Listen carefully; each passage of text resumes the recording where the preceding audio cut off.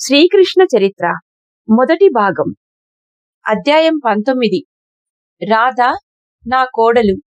రచన నిర్మలం అనే శ్రీ అజ్జరపు వెంకటరావు.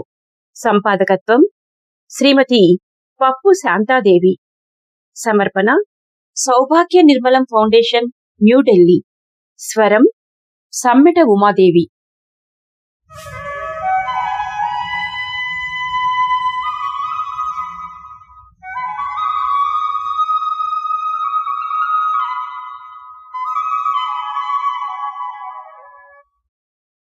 ఆ రోజున కృష్ణుడు ఏకాంతంగా కూర్చున్నాడు. ఏమో ఆలోచిస్తున్నాడు. అంత చిన్న వయసు పిల్లవానికి అంత దీర్ఘాలోచనలేమిటో. ఆలోచనలు పూర్తయి నిర్ధారణకు వచ్చాడు కాబోలు.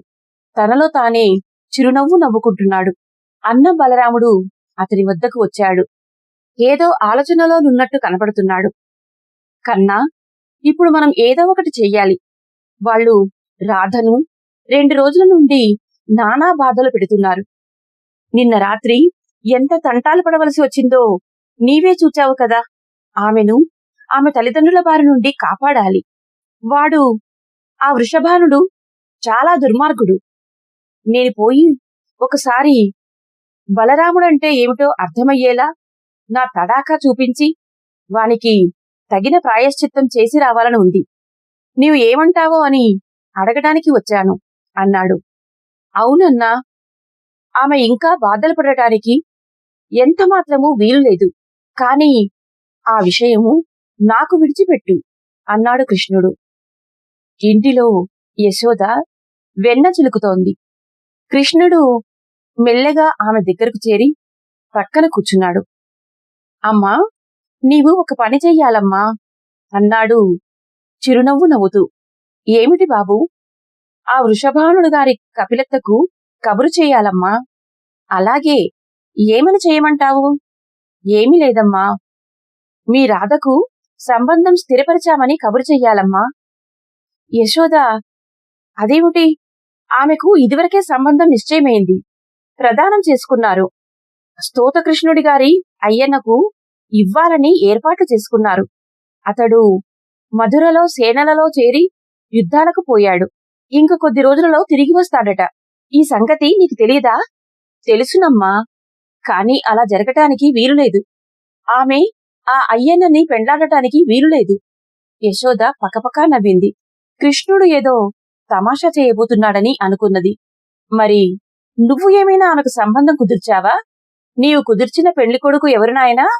యశోద ఇంకా నవ్వుతూనే ఉంది. నేనేనమ్మా అన్నాడు తల వంచుకొని చిరునవ్వు నవ్వుతూ. ఆమె పకపక విరగబడి నవ్వింది. ఎందుకమ్మా అంత నవ్వుతావు? నేనేనమ్మా ఆ పెళ్లి కొడుకుని. నిర్ఘాంతపోయింది. ఆమె నవ్వు ఆగిపోయింది. ఏమిటి అని అడిగింది భయోద్వేగంతో. నేనేనమ్మా అన్నాడు మరింత ధీమాగా. అతని కంఠంలో స్థిరత్వం ప్రకటితమవుతోంది. కన్నా, నీకేమన్నా మతిపోయిందా? నీవు రాధను ఎలా పెళ్లాడతావు? కృష్ణుడు తొనకలేదు బెనకలేదు. దృఢ విశ్వాసంతో చిరునవ్వుతో సమాధానం చెప్పాడు. నేను అనుకున్నాను కనుక. ఏమిటి? యశోద కొడుకు వృషభానుని కూతుర్ని పెండ్లాడటమా? అసంభవం. అలా ఎన్నడూ జరగదు. జరగటానికి వీలులేదు. పైగా ఆమె నీకంటే వయసులో పెద్దది. ఆ సంగతి నీకు తెలియదు కాబోలు.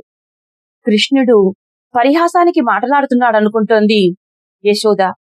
అయితే ఏమమ్మా? తమకంటే వయసులో పెద్దవాళ్లను ఇదివరకు చాలామంది పెండ్లాడారు అన్నాడు చిరునవ్వుతో. ఎవరైనా పెండ్లాడితే పెండ్లాడి ఉండవచ్చును. కాని ఈ యశోద కొడుకు అలా చేయడానికి వీలులేదు. నా కోడలు నా కొడుకు కంటే పెద్దదిగా ఉండడానికి వీలులేదు. కాని రాధకి నీవంటే చాలా భక్తి అమ్మా. నిన్ను అత్తగా భావించుకుంటోంది. అబ్బాయి, మూర్ఖంగా మాటలాడకు. నీవు ప్రతి విషయంలోనూ మొండిపట్టు పడతావు. నీవు ఏదంటే దానికి నేను అంగీకరిస్తున్నాను. కాని ఈ విషయంలో మాత్రం నీ మాట వినడానికి వీలులేదు. రాధ చాలా మామూలు కుటుంబంలో పుట్టిన పిల్ల.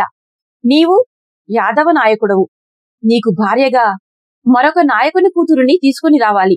నీవు రాధను పెండ్లాడటానికి ఎంతమాత్రమూ వీలులేదు అన్నది కోపంగా దృఢ నిశ్చయంతో. అమ్మా, అలా అంటావేమిటమ్మా? నీవు ఒక మంచి కోడల్ని పోగొట్టుకుంటున్నావు. ఆమె మంచి కోడలని ఎవరన్నారు? ఆమె మంచి సాహస ధైర్యములు కలిగినదనవచ్చును. ఆమె నృత్యంలో, గానంలో నేర్పు కలిగి ఉండవచ్చును. అందమైనది కూడా అయి ఉండవచ్చును. కాని ఆమె చురుకుదనాన్ని గురించి గ్రామమంతా చెప్పుకుంటారు. అలాంటి కోడల్ని పోగొట్టుకున్నా నష్టం లేదు. నేను అందుకు విచారించను. అమ్మా, కొడుకును కూడా పోగొట్టుకోవలసి వస్తే అని సూటిగా అడిగాడు. ఆమె ముఖంలోనికి సూటిగా చూస్తున్నాడు. యశోదకు కళ్ళు గిరగిరా తిరిగాయి. కృష్ణుని నుండి అలాంటి ప్రశ్న వస్తుందని ఆమె ఎన్నడూ ఊహించలేదు. ఏమి సమాధానం చెప్పాలో ఆమెకు తోచలేదు. ముఖాన చెమట పట్టింది. కృష్ణ, నన్ను వేధించకు. నీ కొంటె ప్రశ్నలకు నేను సమాధానం చెప్పలేను. పోయి మీ నాయనను అడుగు. నీతో నేను విసిగిపోతున్నాను అంది. అమ్మా, అలా అనకమ్మా. నేనంటే నీకెప్పుడు విసుగురాదు. రాబోయే కోడలన్నా విసుగుండదు. వృషభానుని కూతురు ప్రతిరోజు ఉదయం సాయంత్రం నీ ముందు మోకరిల్లి నీ దీవెనలను కోరుతుందమ్మా. అబ్బాయి, పిచ్చి మాటలాడకు. పోయి మీ నాయనతో మాటలాడు అని పకపక నవ్వేసి తన హృదయాన్ని తేలికపరుచుకుంది. కృష్ణుడు నందుని వద్దకు వెళ్ళాడు.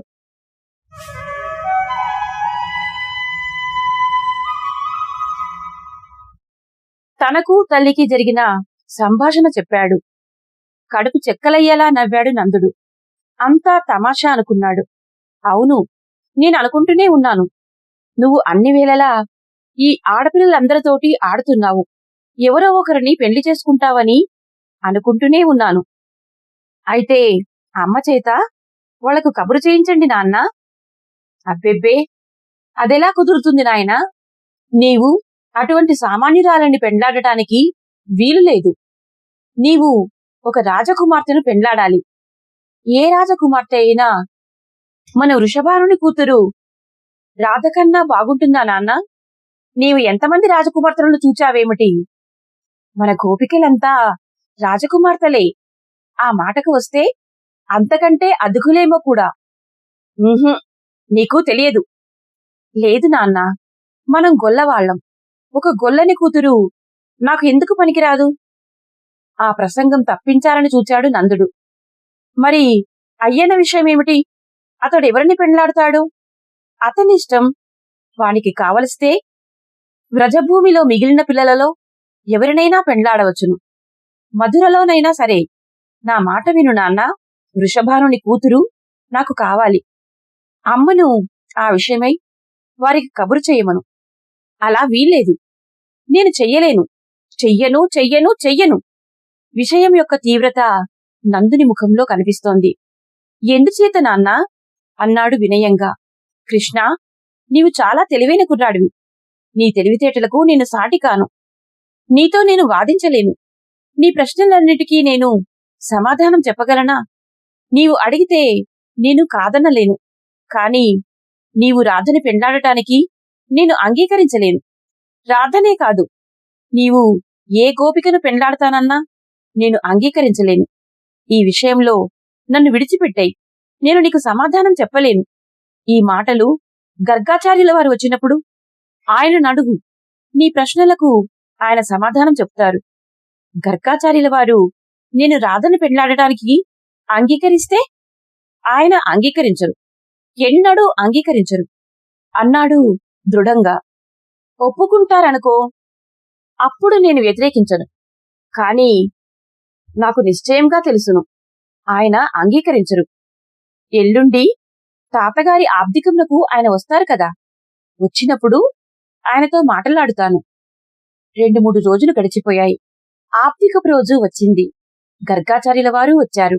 ఆయనతో పాటు ఆయన శిష్యులు కొందరు వచ్చారు. అంతేకాక మరొక ఆచార్యులు, వారి శిష్యులు వచ్చారు. ఆచార్యులకు అందరూ ప్రణామాలు చేశారు. క్రొత్తగా వచ్చిన వారు ఆచార్య సాందీపులను పరిచయం చేశారు గర్గాచార్యులు. కూడా వచ్చిన వారిలో 2 వారి శిష్యులు. సాందీపులు వయసు మళ్లిన వారు.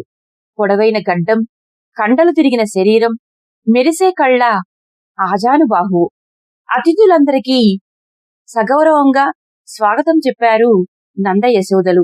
వారంతా నదికి పోయి స్నానాలు చేసి వచ్చారు. పితృకార్యం పూర్తయింది. ఆ సంబంధమైన విందులతో సరిపోయింది.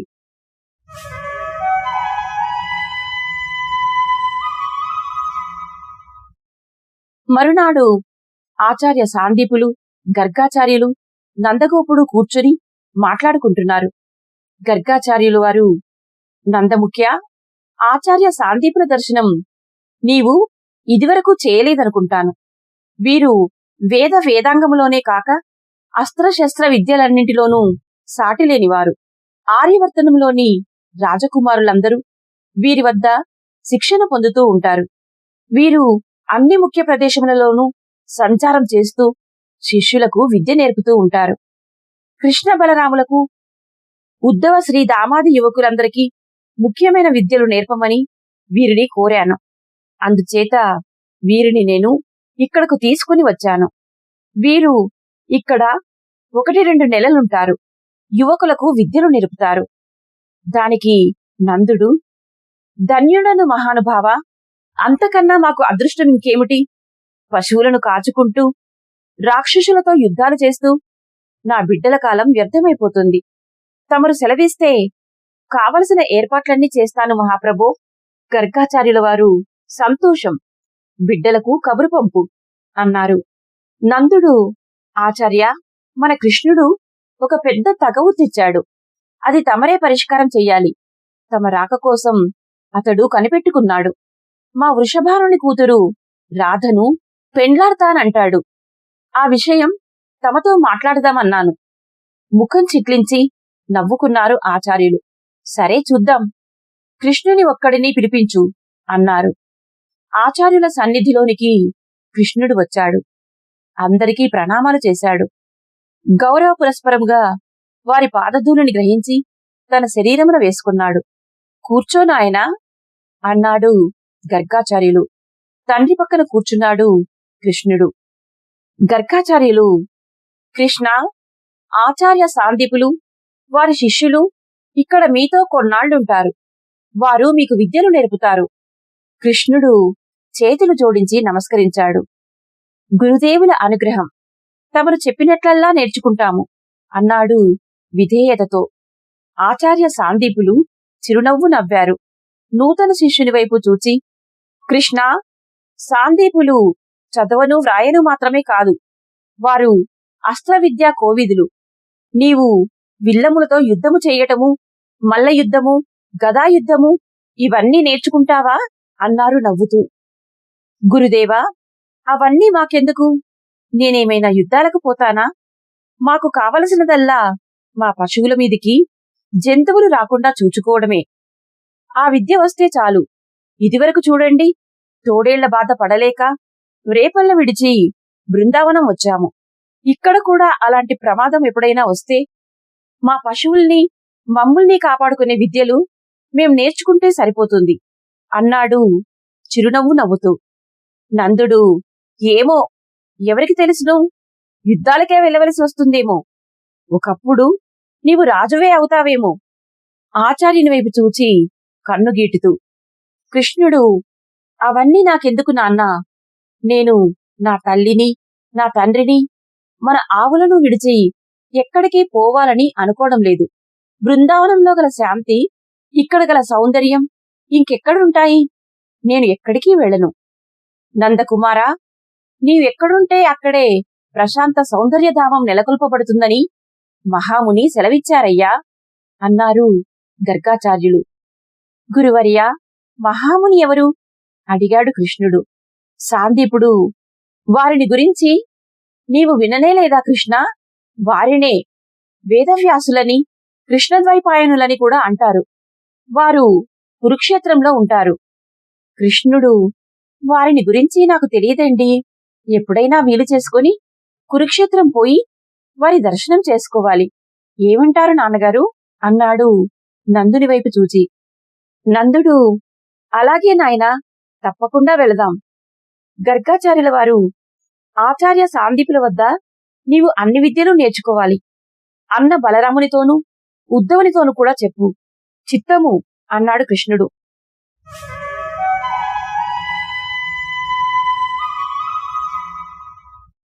తనలోనున్న బాధను నందుడింకా ఆపుకోలేకపోయాడు. అబ్బాయి కృష్ణ, అరుగో గర్గాచార్యుల వారు అక్కడున్నారు. నీవు ఇక్కడున్నావు. మొన్న నీవు అడిగిన విషయం నీవు వారితో స్వయంగా మాట్లాడి అదేదో తేల్చుకో. నీ వింత వింత కోరికలతో నన్ను మాత్రం ఇరుకున పెట్టకు. వారితో చర్చించు. వారు అంగీకరిస్తే నాకు అభ్యంతరం లేదు. గర్గాచార్యుల వారు, ఏమిటి నందముఖ్య ఆ విషయం అని అడిగారు. నందుడు, వాణినే అడగండి, అతడే చెబుతాడు అన్నాడు. కృష్ణుడు మాటలాడలేదు. చిరునవ్వు నవ్వుతూ సిగ్గుతో తలవంచుకున్నాడు. నందుడు, అబ్బాయి గారు సిగ్గుపడుతున్నారు కాబోలు. పోనీ నేనే చెబుతానులేండి. మన కృష్ణుడు వృషభానుని కూతురు రాధను పెండ్లాడతాడట. తమరు మా వృషభానుని ఎరుగరు కదా. అతడు సాధారణ కుటుంబీకుడు. పైగా రాధ కృష్ణుని కన్నా 5-6 ఏళ్లు పెద్దది. అంతేకాకుండా ఆమెను కంసరాజు సేనలోని సైనికుడైన అయ్యన్నకిచ్చి పెళ్లి చేయడానికి చాలా కాలం క్రితమే వాళ్ల పెద్దలు నిశ్చయించుకున్నారు. అతడు యుద్ధములో నుండిపోవటం వలన ఇంతవరకు పెండ్లి జరగటానికి వీలు లేకపోయింది. ఆచార్య, తమకు తెలియని విషయములేమున్నాయి? ఇతడు ఆమెను పెండ్లాడటానికి వీలు లేదని నేనన్నాను. గర్గాచార్యుల వారు అవును అన్నారు దృఢస్వరంతో. కృష్ణుడు, ఎందుచేత వీలు కాదు గురువర్యా అని వినయంగా అడిగాడు.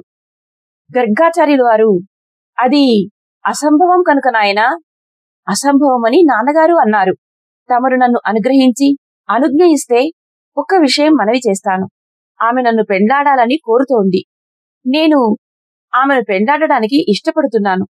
నాయనా, పెండ్లి అనేది మన కోరికలతో మాత్రమే కూడుకున్న విషయం కాదోయి. సంబంధములు కుదుర్చుటలో అది ఒక కృత్రిమ పద్ధతి. ధర్మసూత్రాలు తెలియని వాళ్ళు ఆ పద్ధతిని అవలంబిస్తారు.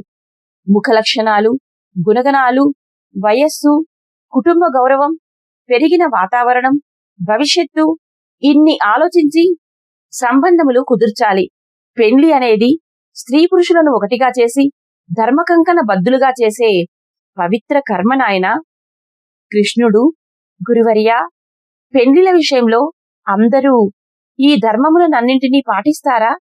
ఇంతకీ మా వృషభానుని కూతురి విషయంలో అధర్మమేమిటి? మేము గోపకులం.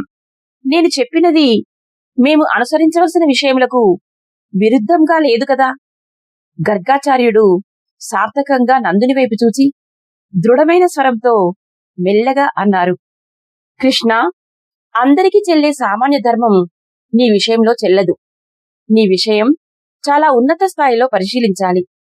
కృష్ణుడు ఆయన వైపు ఆశ్చర్యంగా చూచాడు. అవును నాయనా, నీవు పుట్టిన క్షణం నుండి నిన్ను నేను జాగ్రత్తగా పరిశీలిస్తున్నాను. నీవు ధర్మ సంరక్షణార్థమై పుట్టావని మహాముని చెప్పారోయ్ అంటూ సాందీపుల వైపు చూచారు గర్గాచార్యుడు. సాందీపుడు అవును అని తల ఊపారు. అందుకే నీవు ఆ ప్రయోజనాన్ని సాధించడానికి సహాయపడటానికే నేనిప్పుడు ఇక్కడికి వచ్చాను అన్నారు. కృష్ణుడు సాందీపుల వైపు సాపేక్షగా చూచాడు. అయితే నన్ను ఏమని చేయమని సెలవు అని అడిగాడు. తన విషయంలో పూజ్యులైన ఆచార్యులందరూ ఇంతటి శ్రద్ధ వహిస్తారని అతడు అనుకోలేదు. తన ఎదుటనున్న ఆచార్యులిద్దరే కాక వారికిద్దరికీ పూజ్యులైన మహాముని తెరవెనుక నుండి వీరికి ఆజ్ఞలు జారీ చేయిచు తన పట్ల శ్రద్ధ వహిస్తున్నట్లు విషదమైంది. ఇంతవరకు అతడు తన జీవితంలో కలుసుకున్నది బృందావన వాసులగు గోపాలురనే. గోపబాలులతో, బాలికలతో, గోపికలతో, ఆటపాటలతో అతని రోజులు గడిచిపోతున్నాయి. మధ్య మధ్యలో వస్తున్న రాక్షసులతో సంఘటనలు అతని జీవితంలోని ఘనమైన ఘట్టములు. ఇప్పుడు విద్యావంతులు, యశోవంతులు, ప్రజ్ఞావంతులు అయిన ప్రఖ్యాత పురుషులతో తన జీవితం ముడిపెట్టబడుతోంది. తన జీవితమందలి ప్రతి చర్య, ప్రతి మాట ప్రముఖుల చేత సునిశ్చితముగా పరిశీలించబడుతుంది. తను అందుకు సంసిద్ధంగా ఉండి చాలా జాగ్రత్తగా ప్రవర్తించాలి అనుకున్నాడు. గర్గాచార్యుల వారు, కుమారా, నీవు నిర్వర్తించవలసిన ధర్మానికి, ఆ ధర్మ నిర్వహణ అనే మహత్కార్యానికి నీవు సంసిద్ధుడువు కావాలోయి. ఏమిటి గొడవ అన్నట్టు కృష్ణుడు తన తండ్రి ముఖంలోకి చూచాడు. ఆయన కృష్ణుని భావాన్ని కనిపెట్టి గర్గాచార్యుని వైపు చూచాడు. నందుని ముఖములో, చూపులలో ఏదో సందేహం కనిపిస్తుంది. గర్గాచార్యుడు ప్రారంభించాడు.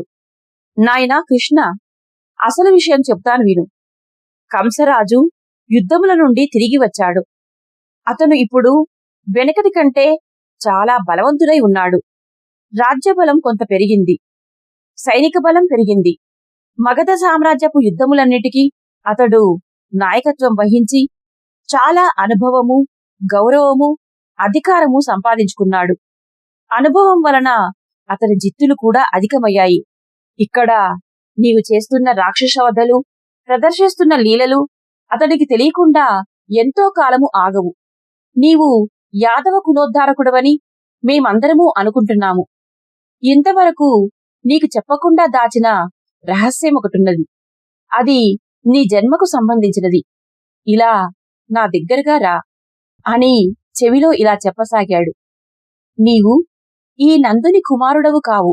నీవు వసుదేవుడనే యాదవ ముఖ్యునికి దేవకీదేవియందు ఆమె అష్టమ గర్భమున పుట్టినవాడవు. బలరాముడు కూడా దేవకీ వసుదేవుల కుమారుడే. అతడు దేవకీ సప్తమ గర్భాన పుట్టాడు. ఉద్ధవుడు మీ పినతండ్రి దేవభాగుని మూడవ కుమారుడు. అతడు నీతో కలిసి జీవించి నీ కుడిభుజముగా నుండవలనని మహాముని ఆదేశము ప్రకారము ఇక్కడకు పంపబడ్డాడు. కృష్ణ, మీరు రాజకుమారుడు. మీ వలన కంసునికి మృత్యువు రాగలదని మీరు పుట్టక పూర్వమే నారద మహర్షి జోస్యం చెప్పాడు. అందుచేత మిమ్ములను చంపవలనని కంసరాజు పగబట్టి మీ తల్లిదండ్రులను చెరసాలయందుంచాడు. మీ అన్నలందరినీ పుట్టడంతోనే చంపాడు. మీరిరువురూ అతడి పాలబడకుండా దైవానుగ్రహం వలన తప్పించబడి ఇక్కడికి చేర్చబడ్డారు. తగిన సమయం వచ్చే వరకు ఇక్కడ మీరు సురక్షితముగా, సుఖముగా, క్షేమముగా పెరగగలరని మిమ్ములను నందుని ఇంట అప్పగించారు. నారద మహాముని జోస్యమును వేదవ్యాస మహాముని కూడా బలపరిచారు. అంతేకాదు, వారు మీ విషయములను ఎల్లప్పుడూ కనిపెట్టి చూస్తున్నారు. మీరు యాదవులనందరినీ కంసుని బారి నుండి రక్షించవలసిన తరుణము దగ్గర పడుతోంది. అందుచేత మీకు తగిన శిక్షణనివ్వడానికి మహాముని ఆజ్ఞననుసరించి ఆచార్య సందీపులు వచ్చారు. నీ చేతులలో కంసరాజు చచ్చునని మహాముని విశ్వసిస్తున్నారు. మేమందరము ఆ ఆశతోనే జీవిస్తూ ఆ తరుణం కోసం వేచియున్నాము నాయనా. ఇంటి పైకప్పు రంధ్రంలో నుండి వస్తున్న సూర్యకిరణపు కాంతివైపు తదేక ధ్యానముతో చూస్తున్నాడు కృష్ణుడు. తమ జన్మరహస్యములను గురించి గర్గాచార్యుడు చెప్పిన విషయముల ప్రాధాన్యతను గ్రహిస్తున్నాడు. తన తండ్రి సమక్షములోనే ఈ మాటలు ఆయన చెప్పారు కనుక ఈ విషయములు ఇదివరకే తన తండ్రికి తెలుసునని అనుకున్నాడు. కృష్ణుడు, పూజ్య గురుదేవా, నేను ఒక గొల్లపిల్లవాడను. మీరు చెప్పిన పెద్ద పెద్ద విషయములు నాకేమి తెలుస్తాయి? అలాంటివన్నీ మీరు నాన్నగారు మాట్లాడుకోవలసిన విషయములు. నేను ఇప్పుడు ఎలా జీవిస్తున్నానో నన్ను అలా జీవించనీయండి. మా అమ్మా నాన్న అంటే నాకు ప్రేమ. మా ఆవులంటే నాకెంతో ఇష్టం. మా అడవులు, పచ్చిక బయళ్ళు అంటే నాకు సరదా. గోవర్ధనగిరి నాకు ఓ దేవుడే. నన్ను పెద్ద పెద్ద పేర్లు పెట్టి పిలవద్దు. మీరు అన్ని విషయములు నాన్నగారితో మాట్లాడండి. వారు నన్ను ఏమి చేయమంటే అది చేస్తాను. నందుని కండ్లు చెమ్మగిల్లాయి. నందుడు, నువ్వు నా దగ్గర నుండి దూరంగా వెళ్ళిపోయినా నన్నెప్పుడూ ఇలాగే ప్రేమిస్తావా నాయనా అని అడిగాడు. కృష్ణుడు, నేనెక్కడికి వెళ్ళను నాన్నా. నేనెప్పుడూ నీ పాదాల చెంతనే ఉంటాను. నాలో ఎప్పుడు ఎలాంటి మార్పులు వచ్చినా సరే నా తండ్రి వంటి మంచి తండ్రి ఎవరికీ ఉండడని నేను గట్టిగా నొక్కి చెప్పగలను. ఈ మాటలతో నందిని ముఖం సంతోషంతో విప్పారింది. గర్గాచార్యులు, నందకుమారా, నీవు అనతి కాలంలోనే మధురకు పిలువబడతావు నాయనా. నీవు మమ్ములనందరినీ కంసదాస్యం నుండి విముక్తులను చెయ్యాలి. నీ వలననే మేమందరము విముక్తి పొందగలమని ఆశిస్తున్నాము. ఆ రోజు కొరకే 25 ఏళ్ల నుండి నిరీక్షిస్తున్నాము అన్నారు.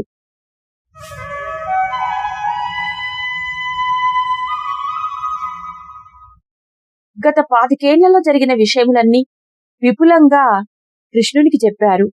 చాలా శ్రద్ధగా విన్నాడు కృష్ణుడు. అతని కళ్ళల్లో ఒక నూతన తేజం బయలుదేరింది. కృష్ణుడు, ఆచార్య, నా తండ్రి వసుదేవునకు, తల్లి దేవకీదేవికి నేను ఆశాభంగం కలిగించనని చెప్పండి. ఆచార్యుల వారి మాట నేను వమ్ము చేయను. గురుదేవా, సాందీపాచార్య, నాకు తమ ఆశీర్వచనం, అనుగ్రహం ఎల్లప్పుడూ కావాలి. ఒక్క విషయం తమరు అనుగ్రహించాలి. ఇక్కడ మా తల్లిదండ్రులు నందయశోదులే కాదు, ఇక్కడి గోపకులు, గోపకాంతలు, గోపబాలురు, గోపికలు అందరూ నేను తమవాడనే భావంతో ఉన్నారు. నా జీవితం చుట్టూ వారు తమ ఆశలను పెనవేసుకున్నారు. వారికి ఆశాభంగం కలగకూడదు. నేను తమలోని వాడను కాదని బృందావన వాసులెవ్వరూ అనుకోకూడదు. నేను ఇక్కడున్నంత వరకు నన్ను గురించి మీరు నాకు చెప్పిన విషయములు వారికి తెలియకూడదు. తెలిస్తే వారు చాలా ఖిన్నులవుతారు. ఆచార్య సాందీపుడు నిశ్శబ్దంగా వింటున్నారు. నందుడు, కన్నా, నీవు వృషభానుని కూతుర్ని పెండ్లాడడానికి నేను ఎందుకు అంగీకరించలేదో నీకిప్పుడు తెలిసిందా? కృష్ణుడు ఒక్క క్షణం ఆలోచించాడు. అతని ముఖం సంతోషంతో విప్పారింది. గర్గాచార్యుని ముఖంలోనికి సాపేక్షగా చూచాడు. గురుదేవా, కంసరాజు చేసే అధర్మముల నుండి యాదవులను కాపాడి ధర్మమును ఉద్ధరించమని తమరు నన్ను ఆదేశిస్తున్నారు, అవునా? అవును నాయనా అన్నారు గర్గాచార్యుడు తృప్తిగా. కృష్ణుడు తను చెప్పిన విషయములను సూటిగా గ్రహించాడని ఆనందించారు. అయితే గురుదేవా, ఈ ధర్మోద్ధరణ కార్యక్రమం ధర్మ పరిత్యాగంతో ప్రారంభించమని సెలవా?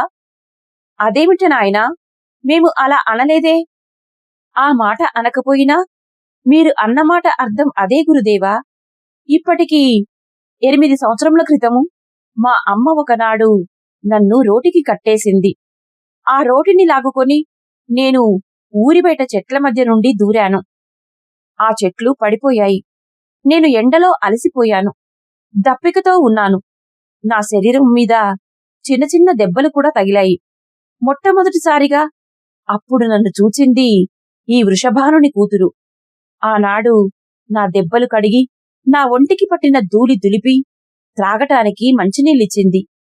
అప్పటి నుండి ఇప్పటి వరకు ఆమె నన్ను గురించి ఆలోచించని క్షణం లేదు. ఆమె హృదయంలో నన్ను ఎడబాసిన సమయం లేదు. ఈ 8 ఏళ్లలోనూ ఆమె నాతో జీవించుటయే ఆశయముగా పెట్టుకొని గాలి పీల్చింది. ఆమె నా కొరకే నవ్వింది. నన్ను అర్పించుట కొరకే పాడింది. నన్ను గురించి మాటలాడుటే ఆమెకు ఆనందం. నా వేణునాదం ఆమెను పరవశపరుస్తుంది. గర్గాచార్యులు, నీవు అతిశయోక్తిగా మాటలాడడం లేదా నాయనా? లేదు. నేను కాళీయునితో గుంజుకుంటున్నప్పుడు కొందరు ఏడ్చారు, కొందరు దీనాలాపనలు చేశారు. ఆమె మాత్రం తెలివి తప్పి చచ్చినట్లు పడిపోయింది. ఆ గుంజులాటలో నేను చనిపోయి ఉంటే కొందరు గుండెలు బాదుకునేవారేమో. ఆమె మాత్రం ఆ క్షణమే ప్రాణాలు విడిచిపెట్టి ఉండేది. ఆచార్యులిద్దరూ అతని మాటలోని గాంభీర్యాన్ని, యథార్థతను గ్రహిస్తున్నారు.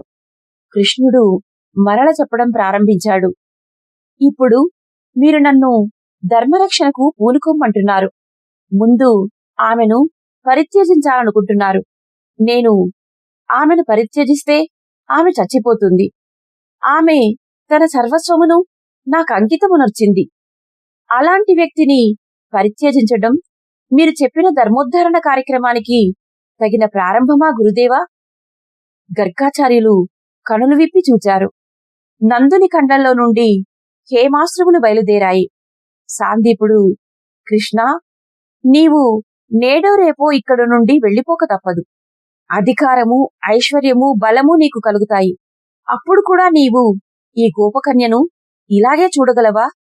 నీ హృదయపు లోతులను పరిశీలించుకుని నిజము చెప్పు నాయనా అన్నారు సాందీపులు. పూజ్య గురుదేవా, ఇందుకు సమాధానం చెప్పడానికి నేను కష్టపడి వెతుక్కోనక్కరలేదు.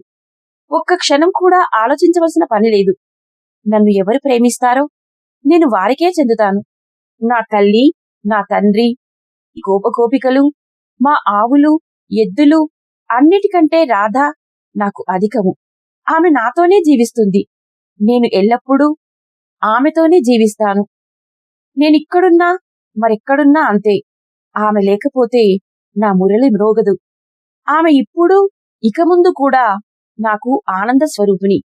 మార్చలేని, మార్పులేని శాశ్వతమైన ప్రోత్సాహ శక్తి. కృష్ణుని మాటల చాతుర్యానికి, మాటల పొందికకు గర్గాచార్యులు ముగ్ధులై ఆశ్చర్యంగా చూస్తున్నారు. ఈ మహాప్రజ్ఞావంతునిక నేను చదువు చెప్పటం అనుకున్నారు ఆచార్య సాందీపులు. వెంటనే ఆయనకు మహాముని వాక్యాలు గుర్తుకు వచ్చాయి. గర్గాచార్యులు, కృష్ణ, ఈ విషయం కొంచెం జాగ్రత్తగా ఆలోచించాలి.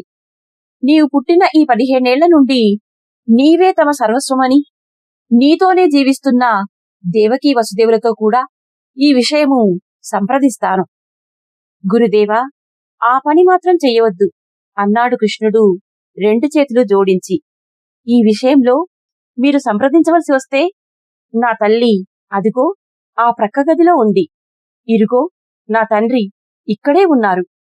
మీరు వారు నా గురువులు. మీ ఆశీర్వచనమే నాకు కావాలి. నేను ఒక గొల్ల పిల్లవాడను మాత్రమే అన్నాడు. గర్గాచార్యులు, మరి వారేమంటారో? కృష్ణుడు, వారితో చెప్పండి. మీ కొడుకు మీరు కోరిన ధర్మ సంరక్షణ చెయ్యాలని మీరు అనుకుంటే అతని హృదయానికి అత్యంత సన్నిహితమైన ధర్మాన్ని నిర్వర్తించడానికి అతనికి అనుజ్ఞనివ్వండి. తనకు తన సర్వస్వము నర్పించిన ఒక గొల్లపిల్లకు తాను చెందడమే ఆ ధర్మము. అందరూ నిశ్శబ్దంగా ఉన్నారు. కృష్ణుడు నందునికి సాష్టాంగ ప్రణామం చేశాడు.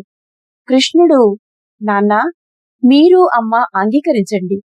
నాన్నా, వృషభానుని కూతురికి నాకు పెళ్లి చెయ్యండి.